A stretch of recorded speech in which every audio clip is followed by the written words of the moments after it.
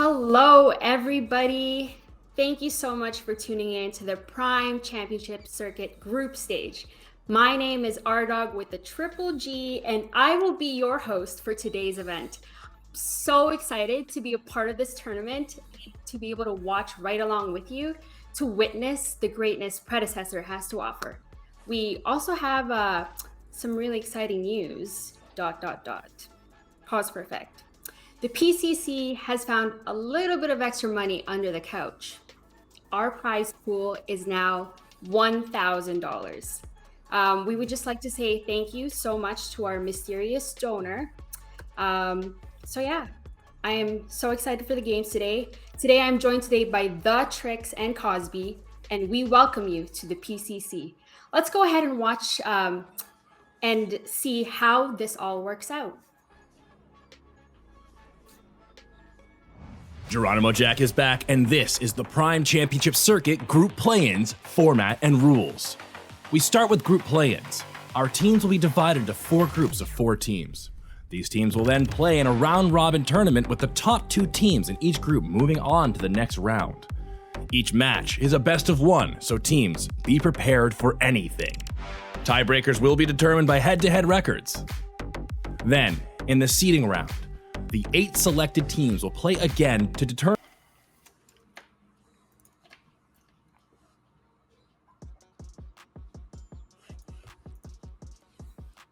Great. All right, cool. So now that we understand how the tournament works, I'm personally super excited to be here, to be on the desk, offering some analysis and insight, post game, pre game, just to kind of help you guys out here. And I know Cosby's also super excited to be here with me too. For sure, we got some great teams, great players. I anticipate some great matches, and definitely looking forward to seeing everything the tournament has to offer today. What do you think will be common bans and or common picks during this event? Yeah, so from my perspective, expectations for common bans, common picks: Howitzer, really strong priority pick in the mid lane. See him banned out oftentimes. Man, that guy's a bully. Yeah, exactly. Sure. I freaking hate going against him. And then also tank wise, tanks are pretty strong. Rampage, Sevarog, I also expect to be a pretty big priority picks and bans. What about you, Cosby? No, I agree with those. I think for certain players and certain teams, we might see some target picks, but those will be niche and situational. But I agree with all of your sort of general picks. We might see maybe Kira banned out as ADC here and there. But all those picks sound like things we'll see most games. Yeah, and all right. So let's go ahead and watch that video one more time to see and sort of like learn about how this tournament works. Geronimo Jack is back, and this is the Prime Championship Circuit Group Play-Ins format and rules. We start with Group Play-Ins. Our teams will be divided into 4 groups of 4 teams. These teams will then play in a round-robin tournament with the top 2 teams in each group moving on to the next round. Each match is a best of 1, so teams, be prepared for anything. Tiebreakers will be determined by head-to-head records. Then, in the seeding round, the 8 selected teams will play again to determine where they will slot into our bracket with the finalists from our last event, the Professors and Team Immune. The winning team of Group A will play the winner of Group C, and the winners of Group B and D will play each other. Afterwards, winners of those games will play to determine the 3rd and 4th seeds, and the losers will play for the 5th and 6th seed. Meanwhile, the 2nd place teams of each group will play the corresponding 2nd place team from their opposing group. Winners of these matches will play for the 7th and 8th seeds, and the losers will be eliminated from the competition. Now, on to the groups. Group A: Vanguard, Sporadic, Bronze Army, and 117. Group B: Royalty, Baby Yoda, Remember Us, and No Communication. Group C: Primetime, The Gargamels, Red Dojo, and Agora's Exiles. Group D: Fire and Ice, Fraud Company, Ouroboros, and Rogue. This is the PCC, your new home for prime content.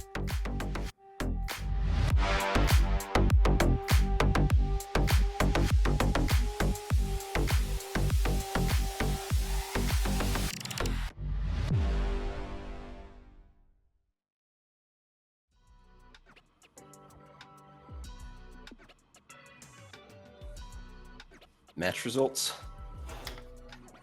Yeah.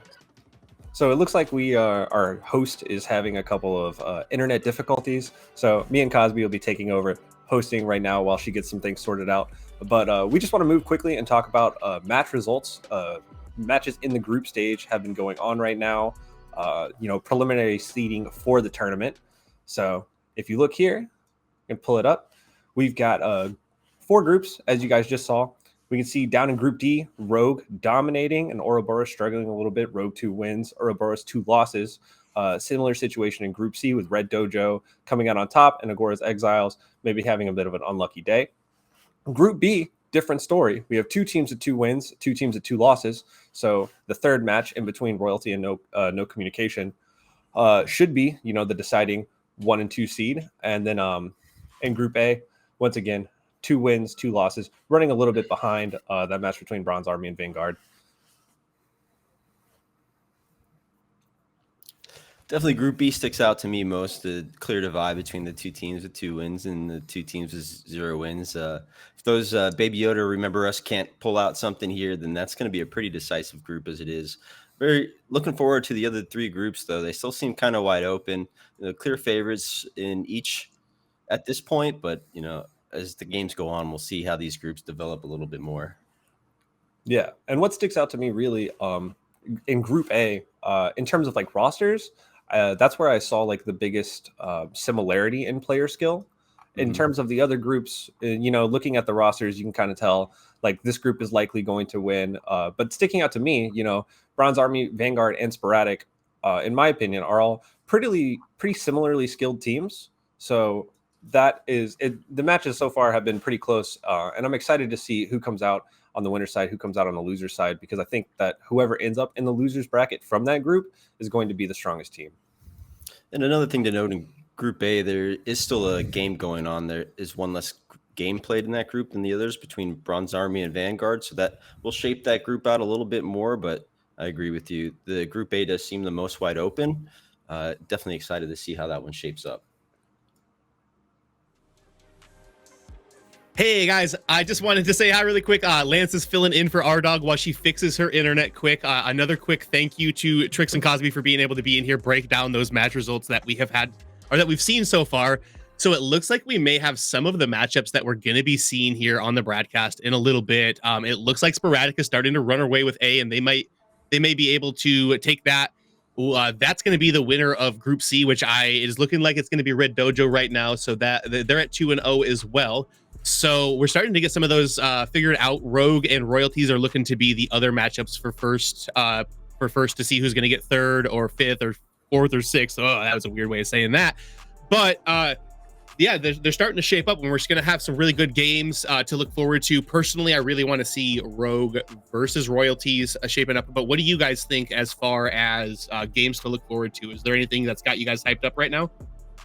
Rogue versus Royalty is definitely the marquee matchup in my eyes. There's some other teams I'm keeping an eye on. I think Bronze Army is, Bronze Army is an OG team. They've been Bronze Army as long as Paragon's been Paragon. So definitely excited to see Bronze Army play just about anyone in this tournament. Yeah, honestly, I couldn't agree more. Rogue versus Royalty is going to be, I think, the highlight, and at least for this day, of what high-level Predecessor really looks like. Like Cosby mentioned, Bronze Army has been around for forever. Miso Sneaky is one of the OG ADCs. He's one of the OG like Paragon and now Predecessor streamers. He's been around for a long time, so I'm interested to see if maybe the longevity of his game knowledge and skill can help maybe shape his team and push him towards a victory, because old age and talent and all that. I do think it's going to be interesting to see as well. So we were looking that A is the most competitive group overall, right? So only one of those teams is going to make it to the spot where they can either play for survival or play for 7th and 8th. And I think that the next match that comes up between, I don't know, has Vanguard and Bronze Army played already? Is that one? Bronze Army won that, correct? If so, Vanguard is looking for a little bit of help to try to get themselves into that qualifying match to see if they can keep their hopes alive and make our main event that will be in 2 weeks. Yeah, so I know the one match that Bronze Army has won. They won it pretty decisively. So I mean, either way, I'm excited to see Vanguard, Sporadic, and Bronze Army play each other. Anyways, even if those matches don't make it to the broadcast, you know, even looking at the scoreboard, you can infer a lot of like what kind of action happened. But you know, I'm just excited to move into the actual bracket and really to see what these teams have to offer today. So we talked about the teams a little bit, but let's talk about some of the champions, because one of the changes we have from the last event that we did to this event is we have Shinbi that's available for it. And since it's actually been a little bit of time since we did our last event anyways, we actually have Kira available for this as well. Are either of you guys expecting to see Kira much in this, or how do you think the ADC meta shapes up?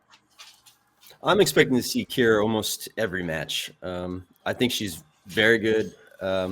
Especially in an organized play where you can sort of feed her, play around her, maybe even draft towards her. I think she'll be the ADC that we see picked in most matches. Better or worse than Drongo Tricks, Kira? So the thing about Kira is she has a dash. That inherently makes her very strong, especially when teams are picking a lot of tanks. You're seeing a lot of Steel, you're seeing a lot of Rampage, you're seeing a lot of Richter, and you're seeing a lot of Sevarog. When it comes to dodging out any of these big CC abilities, the ability to very quickly reposition yourself in the middle of a team fight is crucial. Teams are going to be trying to dive the carry because that's how the meta is shaping out right now. So being able to reposition, not having to blow a large ability. So Drongo can reposition with his R, but he can only do that once, you know, about every minute or so. So if teams are pushing the pace against the Drongo, you know, you can force him to blow that big cooldown, you can disengage, and then you can re-engage while that's still on cooldown. With Kira, you don't have the ability to do that. And she just pumps out so much damage. But on the side of Drongo, Gag Grenade is an incredible ability. That AoE silence and area of denial is just, it's so hard for teams to deal with, especially once you dive the back line and then you go, oh, none of my buttons work. What do I do? That's the bane of my existence is that feeling of going to attack a Drongo and all of this, and I just don't have anything, and then they pair him up with a Richter as well, and my screen is just gray for 5 minutes, and then it's coming in like a couple of days here where FaZe is going to be in the game, so my screen's going to go gray for 15 seconds and then white for 5 seconds when she blinds me as well. I'm just not looking forward to that at all. Let's see really quick. Let's check to see if we have any match updates for us here. We do. It does look like we've got a one. Rogue has won their last game as well, so they will be the winners of Group D. That puts them at 3-0. It also looks as if Sporadic has won their last game as well, so that will make them the winners of Group A, now sitting at 3-0. And I believe that is all we have for newer updates for you guys as well. But some of our groups are starting to shape out. A and D are both done. I think that B and C will be done quickly as well. There were definitely clear favorites in them right now. Cosby, got anything else you want to take the floor for a second? Talk about the game. Anything interested that or any specific players you're looking to watch over here in any of these upcoming games? So I do have some personal favorites here, you know, just some OGs, some old That's what I friends like. here. Yeah, Tell me about your old friends, Cosby. my We know old you're an old friends. head. Yeah, like I said, Bronze Army, also old heads. We're seeing if maybe their talent ages like fine wine here. Looking at Sock Cap in particularly here. I'm hoping we get to see some Sock Cap Richter in this tournament. Just legendary, stuff of legend. Definitely love all the dudes on Bronze Army. My guy Appy Picker. Definitely looking for some Appy Picker plays. You know, he can pull out the explosive, flashy plays that you always like to see in a tournament. He's the mid laner on Team Rogue, so definitely excited to see some of these all-stars shine in this tournament. I agree. Trix, do you have any personal favorites or anybody that you're rooting for individually throughout this tournament so far? You got any biases you'd like to share with the Twitch chat? I think I'll keep my biases low key, but from Sporadic, right? We were just talking about them. Just Row TV, phenomenal ADC. Pretty sure he's put many a team in solo queue on his back, and I'll be interested to see. So far, he's having luck doing it today, and and the more organized play. So it's always good to see, solo players that can transition that skill into the more, competitive and organized side of things. Coming out from some of the other groups, talking about, from Group B, Team Royalty, Six, Seismic, North, all incredible players. That's a deadly trio in terms of just player skill. Like that is a stacked roster. So I'm really excited to see what Royalty brings to the table later on in the tournament. A lot of people are speaking that Royalty may have a chance to win the whole dang thing and not just our group event here. A lot of people have just kind of penciled them in to get third in this event without really giving a lot of credit to these other teams. But as you've seen from like Sporadic and from some of these other teams, we can get some surprises and teams can kind of pop out of nowhere. I definitely think Royalties is one of the favorites to make the finals, or at least make a really good push to the finals for our main event as well. But I don't know if anybody's running through my boys over there in Europe, Team Immune. We're gonna have to see how that shapes up once the main event does happen 2 weeks from today at this exact same time. We can't wait to see you there as well.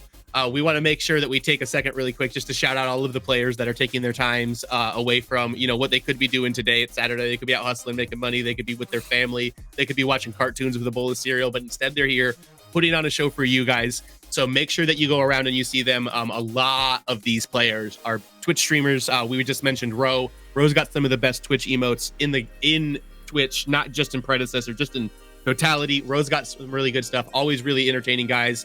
We've got Pinzo in this. We've got Soul Reaper in this. Special guest appearance for my dog. I'm sorry. Make sure that you're supporting the guys.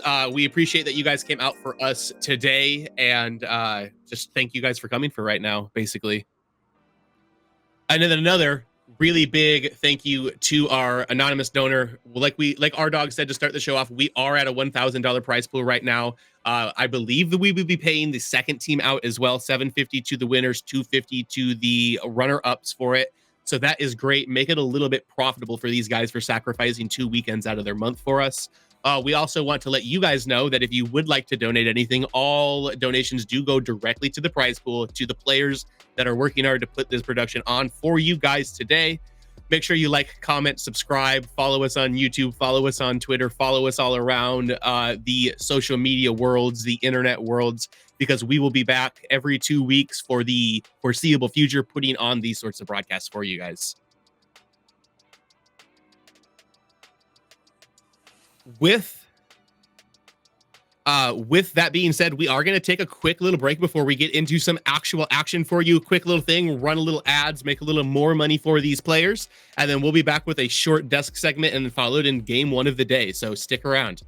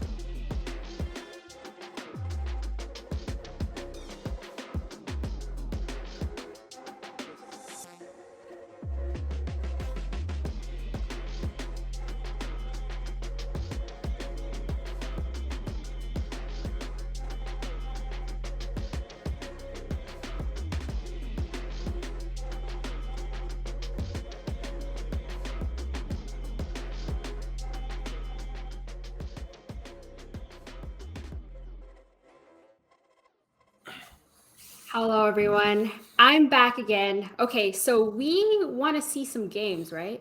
I think you all want to see some games. So we're going to hop on and see what's going on. We've got Sporadic 2-0 right now, Bronze Army also 2-0 over on Group A.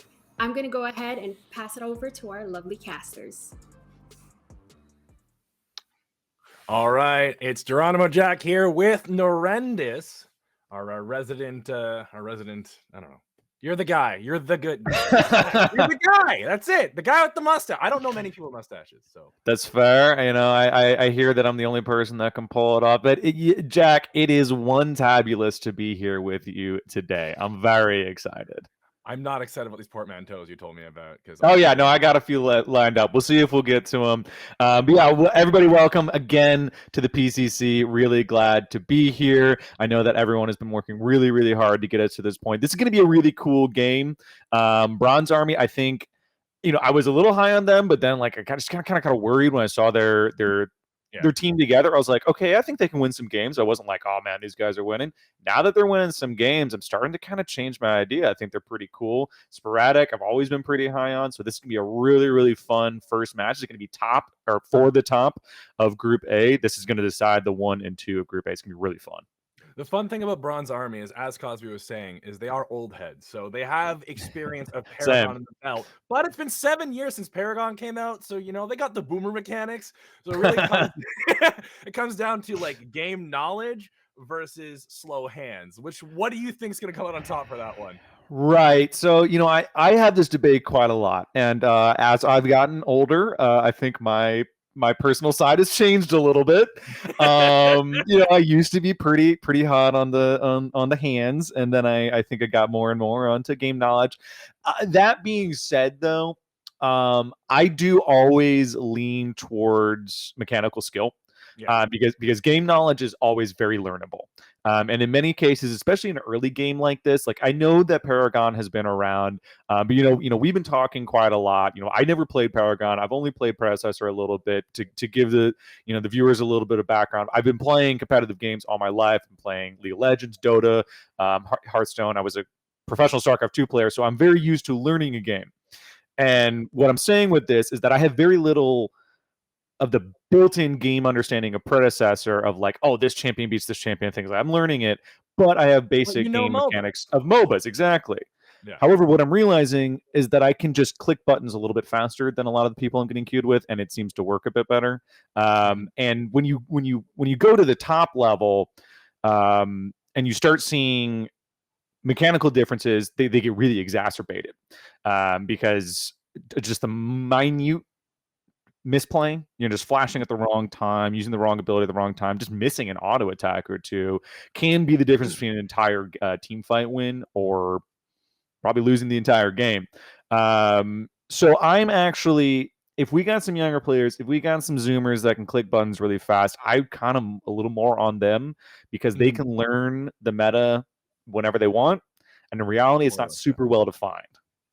So, to get to our point, I had it a second ago. ADHD is one hell of a drug, man. You can have that point. Oh, that's what it is. So we were talking about it last night. One of the ways of skill expression in this game is different from traditional MOBA. You need to have that shooter experience. You need to know how to aim. The way the game skill expressed is a little different because it's not about hitting your buttons in the exact way, in the exact order. To use League of Legends example, Lee Sin, the most mechanically champion and most mechanically intensive champion in that game, has a whole other skill set, but you don't have to point your gun at someone's head and click in that game. That's something you need here, and that's a unique skill to have in a MOBA. Right, and I would slightly caveat with you still have to have the mouse mechanics, especially on a champion like Lee Sin, because you have to be switching. I mean, almost your entire screen back and forth. However, that is still not the full mouse mechanics of an FPS. I mean, if you have a 1-to-1 between a League of Legends player and a Counter-Strike player, the Counter-Strike player is going to have better aiming always, just no matter what. They always will. And so there's this interesting thing that you see from a game like Predecessor, a game like Paragon or Smite, in that Overwatch even as well. Overwatch as well, because that's kind of You're using bruisery. WSAD plus your abilities, right? Yes, exactly, which is really intriguing. And you know, there are of course abilities in Counter-Strike and Valorant and games like that, but not to the level that a MOBA has. And then on top of that, there's not wave management. There's not trading patterns. There's not rotations. I mean, there's rotations in Counter-Strike, but not in the sense of a MOBA. There's not rotation.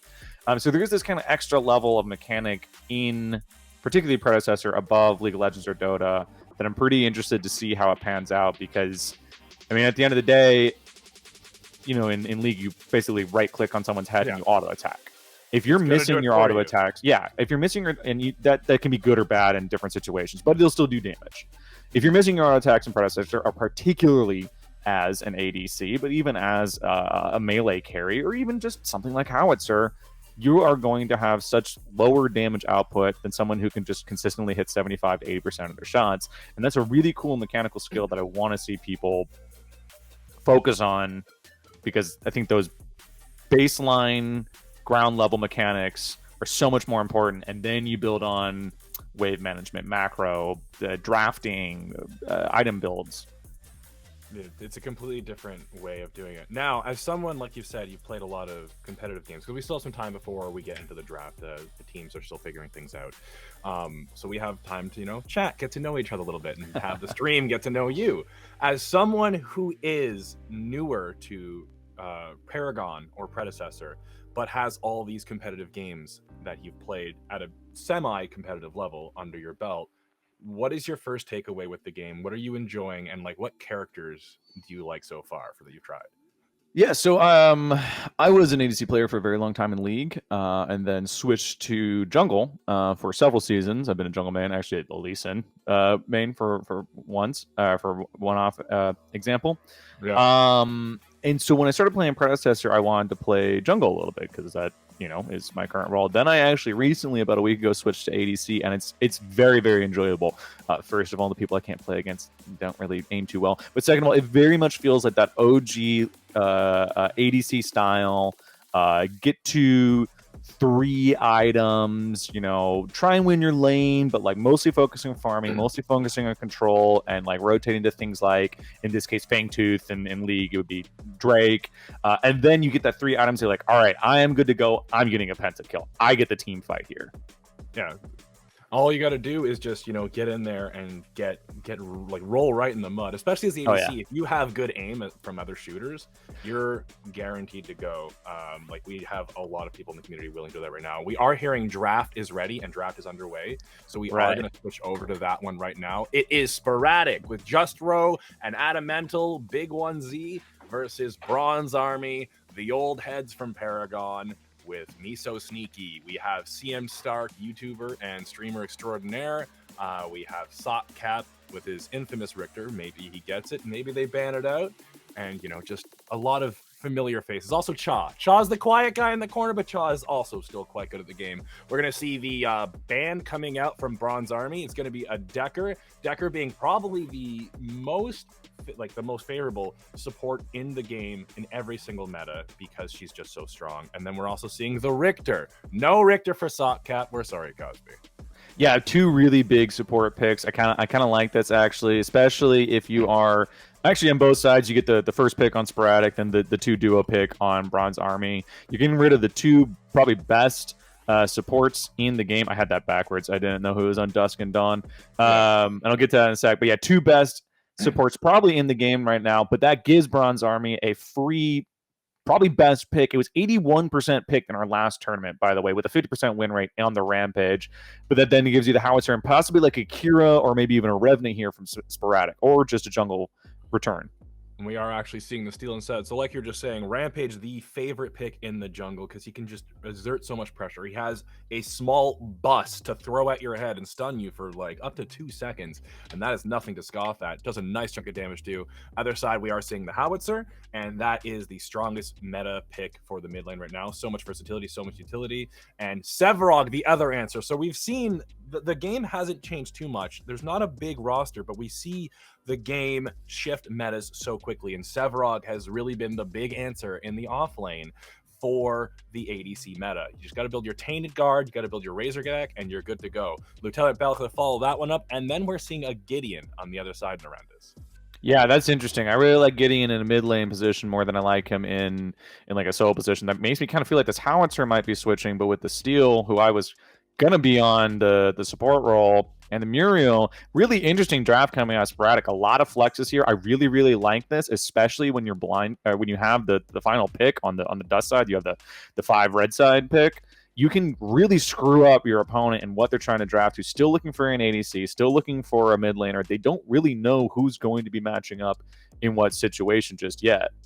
And that is going to be Bronze Army starting off their duo lane. I believe we'll be seeing Sockcap on Narbash. And then Kira to round it out, the newest ADC. Should be exciting. She did experience some nerfs, but that hasn't really stopped her. Now, going back to Sporadic, they do have their last pick. I'm not even sure. There's the ADC. It's going to be the Drongo. That's going to be a big team fight, team comp. They have Muriel support, Steel, I believe, in the jungle, and then a double mage off lane, which actually does counter the Sevarog. So, I mentioned Kira earlier in the game. To be honest, you're kind of just coin flipping between Kira Drongo or Kira Revenant. So it's not really the worst idea to leave it that long. However, with Sporadic's flex picks here so much, I kind of wish they waited picked their ADC a little bit earlier and kept one of their solos or their mid laners a little bit longer. You pick Howitzer first.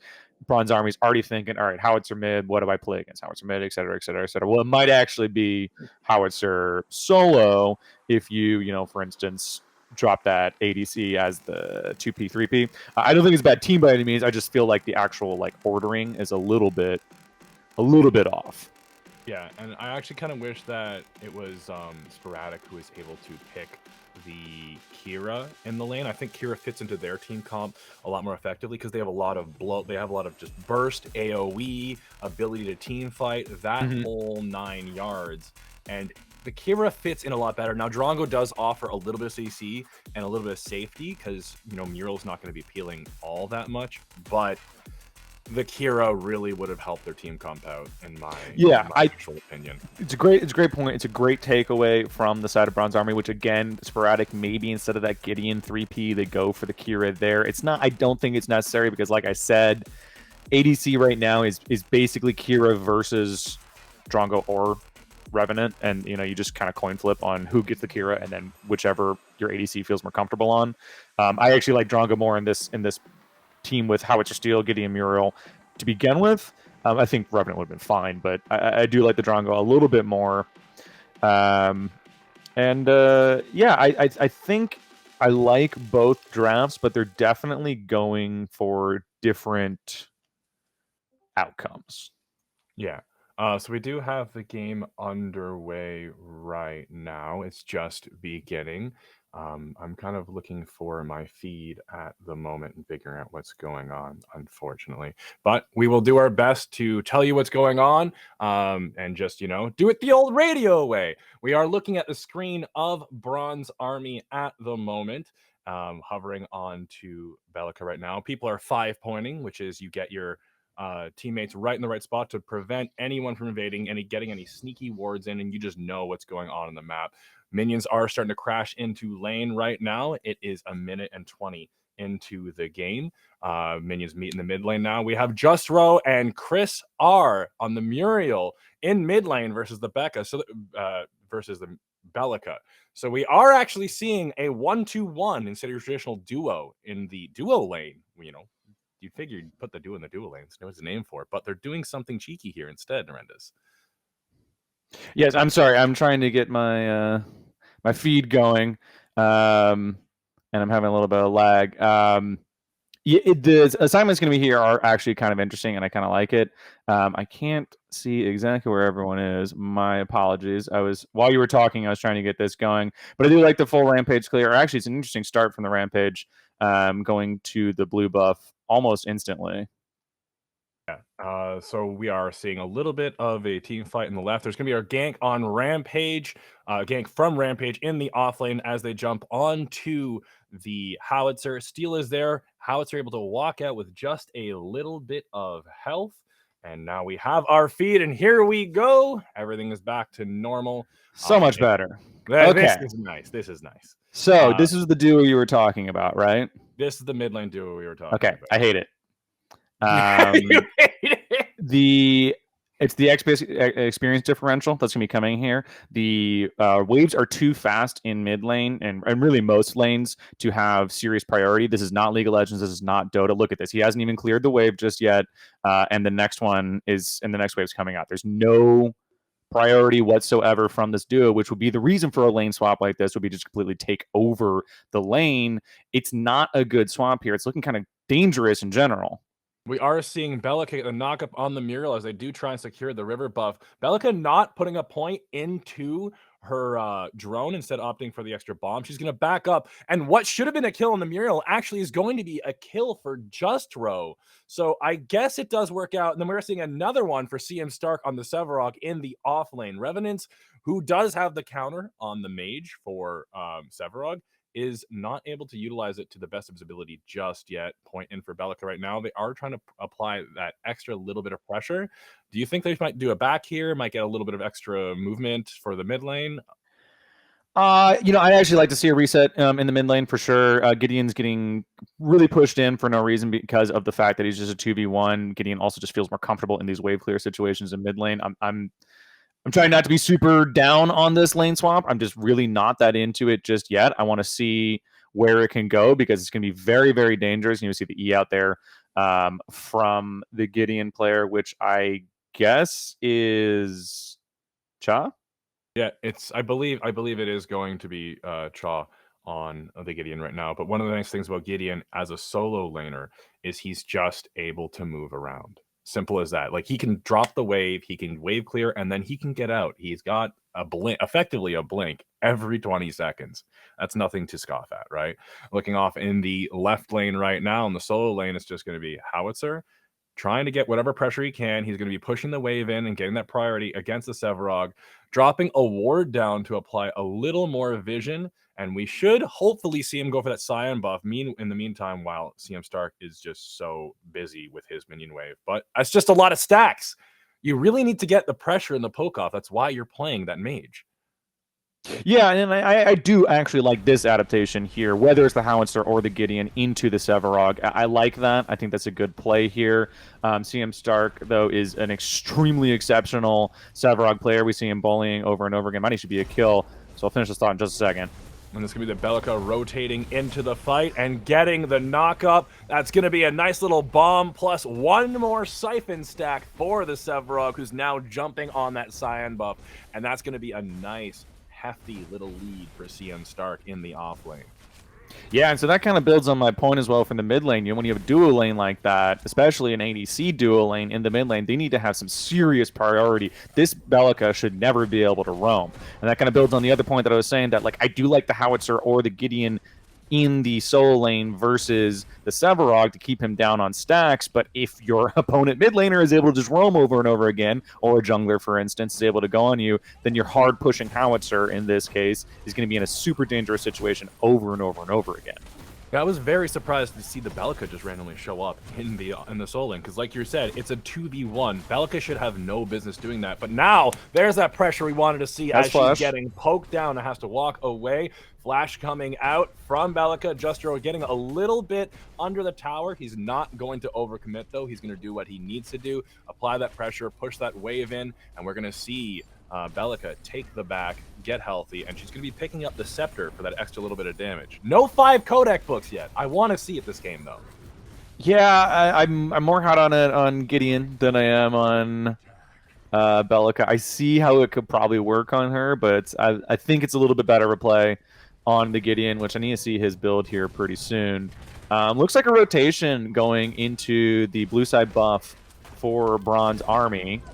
And that's going to be a pickup again as Steel goes down to the Kira. Nice 1v3 situation in the mid lane. We are seeing a fight again as Belica just completely disrupting the Neural. Blowing off that Muriel's head. Clean off. They're going to chase down the Drongo now. The Thunk comes out. It's going to land. Rampage taking the tower just in case. Kira, another kill is going to Me So Sneaky. And just as a correction from earlier, it's not Cha on the Gideon, it's Cha on the Belica. So we have that now. It's going to be 2-0 for Kira. They're going to rotate it onto the Raptor, get those wards out to make even more pressure around the objective. and now they just have the game effectively almost in their pocket. Yeah, I think I had my teams backwards. So to recap a little bit, way too aggressive of a invade from Adamental, the Steel Jungler. You did know that Cha was backing. We're going to have another fight here. And he's going to try and steal the Raptor, and he gets it. Gideon following up with the ultimate. Now it's going to be Miso Sneaky and Bronze Army on the back foot after losing the objective. The gag grenade was down in the pit, and Steel was able to just walk up to the buff and smite it away as if they weren't even there, and they just have to get out, even after losing their support. There was no reason that could happen. A lot to recap here. You're right, that shouldn't have gone. I want to go way back. First of all, the invade, way too aggressive. Cha had taken a recall after that force flash in the mid lane, but he was already there. We knew that Legendary Mech still did not have flash from that original scuff when he probably would have died. So that's 2 guaranteed kills when Adamental on the Steel is way too far forward in the jungle. Legendary Mech is also too far forward. We're just going to be having fights and fights. But you are right. There should not have been any way for Adamental to get on that Fangtooth, because that was a swing of about 2,000 gold, maybe 2,500 gold, that turned into about 1,900 with the 2 kills for 1 kill and the Fangtooth. But we get another kill here on the side of Miso Sneaky, who's really just off to the races as a 301 ADC. Need to see some more farm on him, though.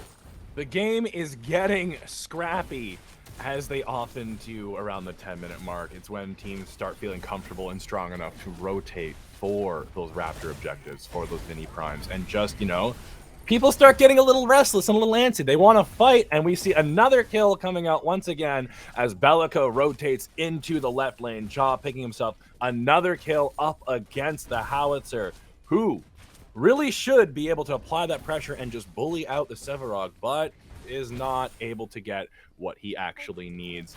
The score right now is 8-3, so this is going to be Sporadic now on the back foot. Hopefully we might be able to see a change of strategy.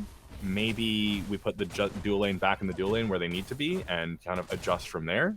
I'm not too sure. How do you think this? Yeah, I think that was kind of be my next point. We're sitting a little bit over a 1,500 gold lead. I can't really see farm to be exact, but it looks like just also based on the kills, the farm lead's probably going to be in the advantage of Bronze Army. So we're getting close to a 2,000 gold lead with the kills, with the farm. Now the Fangtooth kind of slowed it down a little bit. Fangtooth's worth about 400 gold worth of kind of buffs.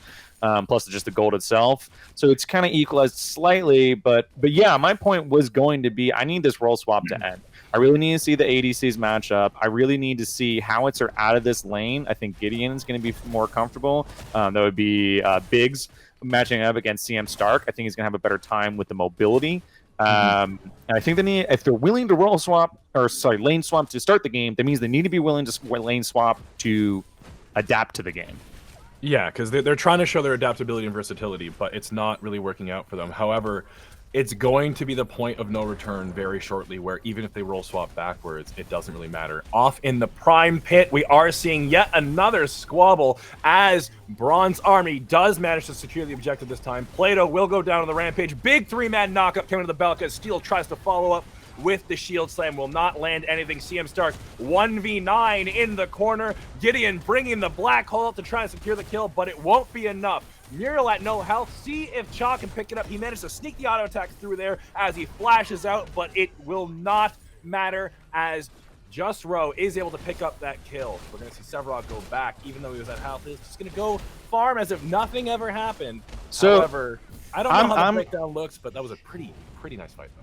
No, I'm really happy about that. Just as I was saying, want Sporadic to adapt, they just all in on a 5v3 when, Bronze Army potentially had an orb look there, but they did not rotate their dual lane at all. Very, very well done by the team of Sporadic. What I didn't like was the overcommitment from Bronze Army. They got the orb. You probably sack your jungler at that point. Junglers just have to know in competitive games that you're going to die a lot when there is a team fight over an objective, because you smite and just take your hands off the keyboard, basically, because that was your only job. What I didn't like was Cha really forcing that kill. He didn't need the kill, and he specifically, even after he got that kill, wasting that flash is so dangerous. He's still in a 2v1 lane, and he needed the flash to get out to begin with. We are seeing Bronze Army run into the mid lane. It's going to be the big crash bang boom coming to the Narbash, getting the 2. Rock coming out of the side onto Just Rose's head, and Muriel's going to be picked up very shortly after that one. Both kills once again going to Kira. They know how to focus and feed their ADC, make that Kira nice and fat. She won't even be walking, she's going to be rolling down the lane at this point, to be honest. Yeah, great response here from the side of Bronze Army. As I just was trying to mention, Cha is in a very weak spot right now after having kind of unnecessarily forced that flash on the team fight. Rotating your duo, make up for the lack of rotation on that previous fight, get a win in mid lane, get your Fangtooth that should have been guaranteed the first time, and now equalizes at 1-1. And now the gold score really off to the races. Finally seeing some farm here on the side of Miso Sneaky. Was a little bit down in CS. I mean, we're looking at over 2,000 gold at this point. Big Z overextending that whole time, just ignoring the fact that the other team was in the jungle, and he's going to get caught for it. Head blown clean off, but able to survive just a little bit. You know it does happen every so often. And surprisingly, Bronze Army is not going to be able to actually pick up the kill as they try and collapse. It's Kira running in and applying the slow. Just one more auto should do it as he tries to serpentine, but he does manage to connect it. That's going to be 6-0 on the Kira for Sneaky. They did burn a lot to try and secure that Gideon, who should have been a pretty kill. Yeah, you know, I mean, honestly, after he's eat and flashed and kind of makes that dodge, I almost want to give it up at that point. You lose the mid lane tower, you lose a lot of pressure there. Thankfully, Fangtooth was not up, or else it could have been snuck. But that's a little bit of gold coming back in the pocket, plus the tower that Biggs on the Gideon picked up to begin with. They're actually kind of clawing it back here with some nice map rotations and really just forcing Bronze Army to either not commit enough, like we saw in that orb fight, or overcommit on chasing down a Gideon that, I mean, either he dies or he doesn't, and it doesn't really matter. I mean, mistakes aside, the nice thing is when the people do make mistakes, it makes for more exciting games. You can sit there and say, oh, that wasn't, oh, that could have been done better. However, if no one made a mistake, you wouldn't have anything fun to watch. I unfortunately have a desire for perfection in myself and others that I know is unrealistic. Ever present, and we are actually seeing the Riverbots both being taken by Bronze Army as Gideon is walking into the lane, but Big Z sees it. No flash. He knows that's a threat. He's going to walk away. No flash, but he does have his little portal if he actually needs to use it. Teams are looking to back now from the mid lane. Chaw going to pick up a buy. Hopefully we can actually see what he will favor, and it's going to be the Azure Core, which is absolutely amazing on Bellica. Half of her abilities give her more mana, and her passive lets her do damage based on, the mana of others and the mana she has. You put Azure Core on that, that's a big deal. Yeah, no, I'm liking the optimization so far. I still am just very curious about the lane assignments because Sporadic is refusing to give up on this dual lane, and I mean, it's gotten them a tower, but really from the strength of Biggs on the Gideon split pushing, which he probably could have done whether he started out in mid lane or not, because it's giving a very strong farm lead to Miso Sneaky for very little reason. He's at what 8.2, 8.3 CS a minute, really good clip. We always, ADCs we always shoot for the 10 CS a minute, but like anything just shy is incredible. Lots of gold sitting on him, lots of gold just actually in his pocket. Might have a full item here in a second. I'd love to see where his items are at right now. And that's just going to give full control to the side of Bronze Army in this blue buff area.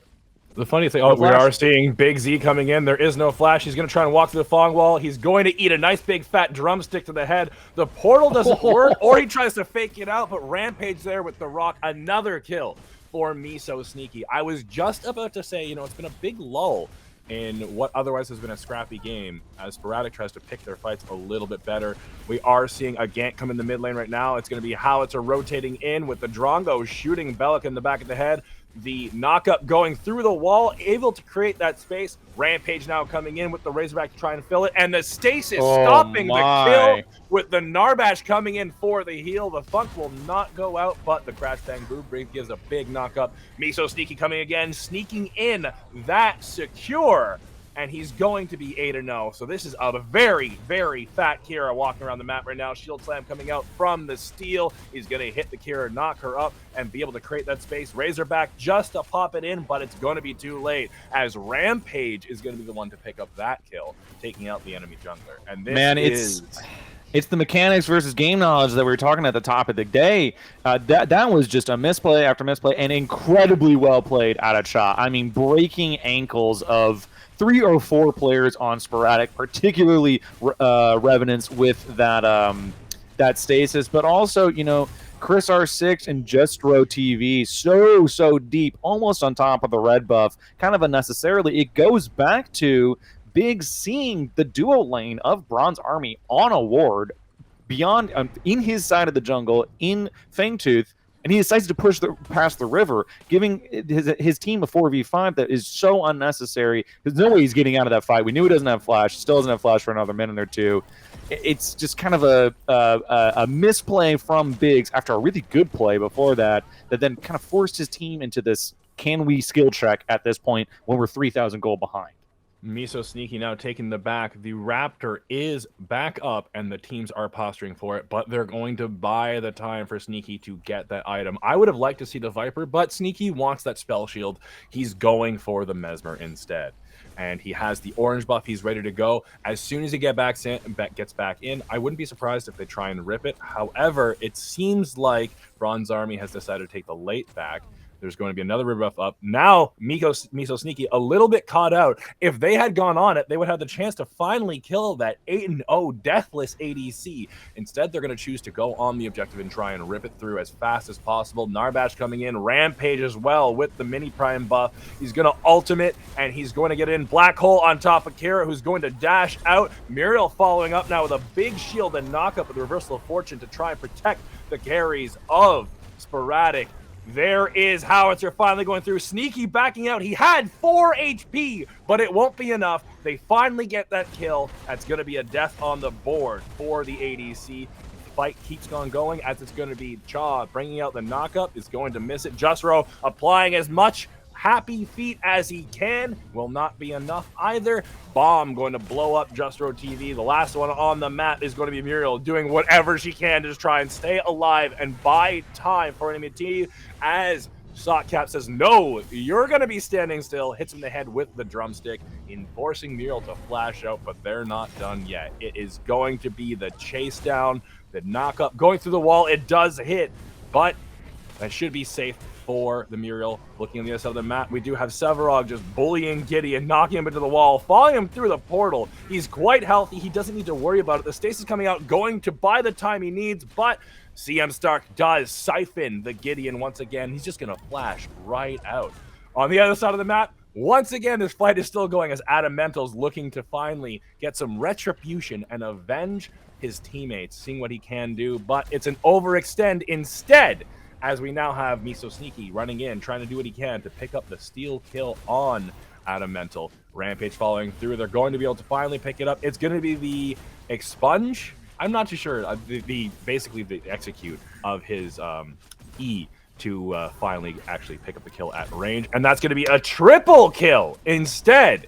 This big back and forth team fights that don't need to happen, as you keep saying, Narendis, are going in, and they're not working out in Sporadic's favor. They're just feeding the ADC. So, you know, I understand the Fangtooth pickup, or the Fangtooth start, rather.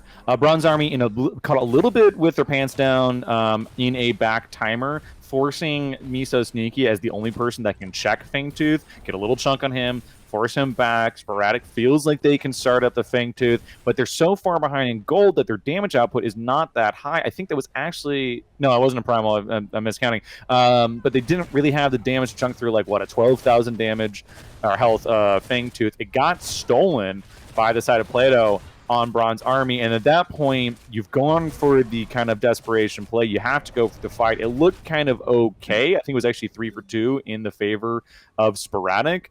Unfortunately, they continue the fight, and it turns into kind of a 3 for 3, 4 for 4. They have to check here. Army. Yeah, we have Bronze Army on the prime trying to get the objective, but they're going to back off as Sporadic is walking to try and check. The drone did go down to apply that mana drain of a little bit of pressure.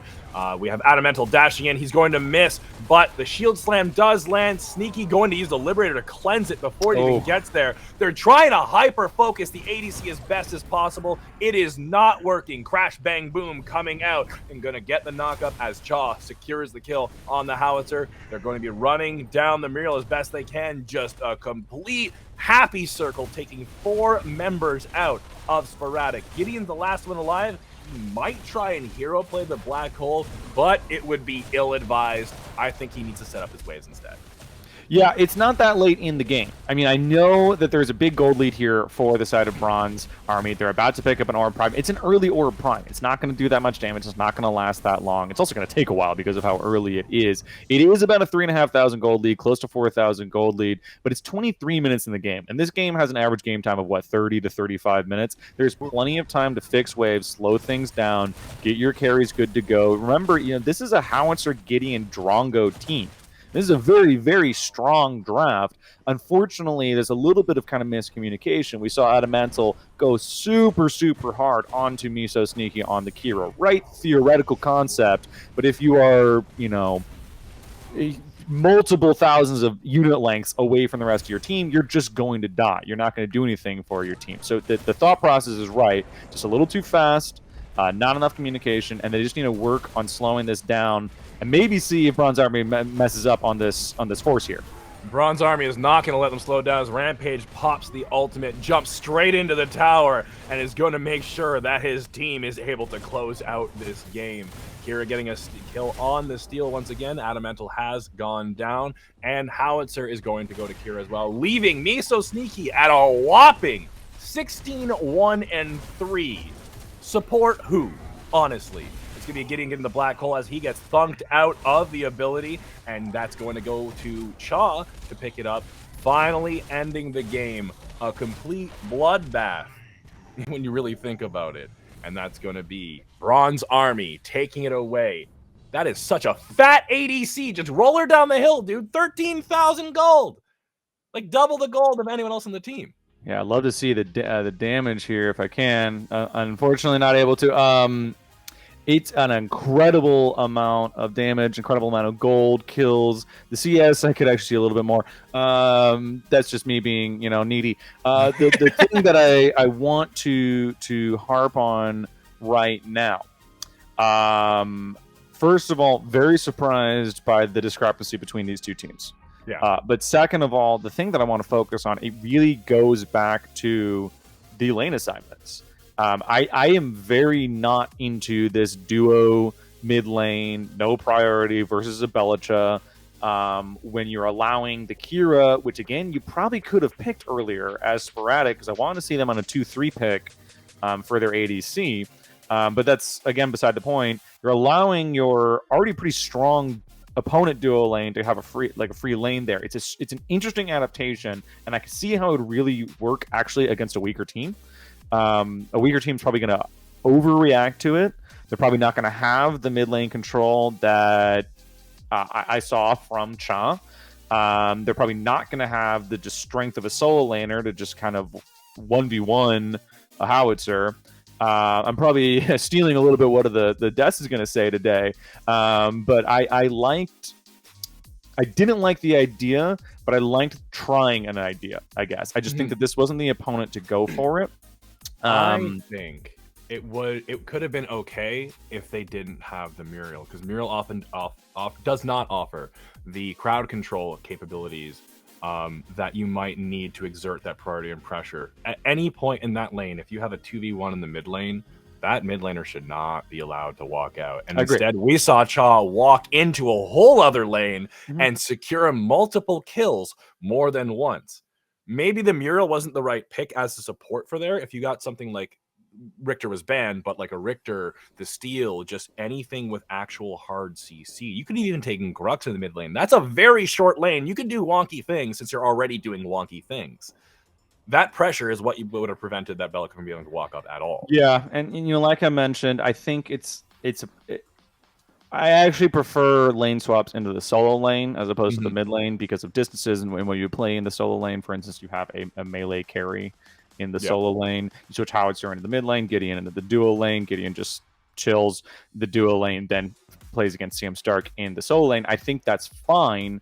But yeah, like, you know, as we're mentioning, wave management and priority is very hard in this game to begin with. It's a very small map, very fast minions. You have the jump to get back. So you, when you are making a decision to lane swap like that, which should be ideally for lane priority, you need to remember that lane priority is maybe 3 seconds at best in the early game. This is not League of Legends. This is not Dota. Where you can just crash a wave, walk all the way to bot lane, and then walk away back to mid lane before your wave crashes. You need to use, if you have it, you need to use it. You need to be rotating to the jungle. You need to be invading. You can use the duo lane. The extra body's there for a reason, but you need to be fast. You need to be aggressive. You're making an early game gamble, and you need to have it. Yeah, and it was an interesting gamble. I'd be interested to see other people try it out. You know, I was literally talking last night with some of the desk analysts about like how we're not going to see anything super new. I was wrong by game number 1. Saw something fairly new that I didn't expect. Not the happiest about it. But yeah, I guess I need to say thank you all for having me. It's very fun to be here on the PCC. I will be taking my leave for the rest of the day, but there are so many more games, so many more casters, and a great analyst desk to keep you guys happy and fantastic. I will see everyone back when we get back. When is it, Jack? We are going to have the next main event on April 29th. It's going to be 2 Saturdays from now. We're all excited. We have that nice. We found some money under the couch, Narendis. That's good. I never get that lucky, but at least our players are going to be pretty lucky if they can pull out the win. I think it was second place also gets paid, right? Yeah, we have second place getting paid. Nice. Once again, big shout out to our mystery individual who made that donation and made things possible for that. I guess the tax return was nice and helped things out. But we are going to go to break right now, and if you guys want to take a minute, I think I see a little RGS Ace in our chat right now. You might be able to poke him. You might be able to say hello. But we're going to go to break, and we'll bring it back to the caster desk with Ardog, Cosby, and Trix, and they'll have more for you in a second.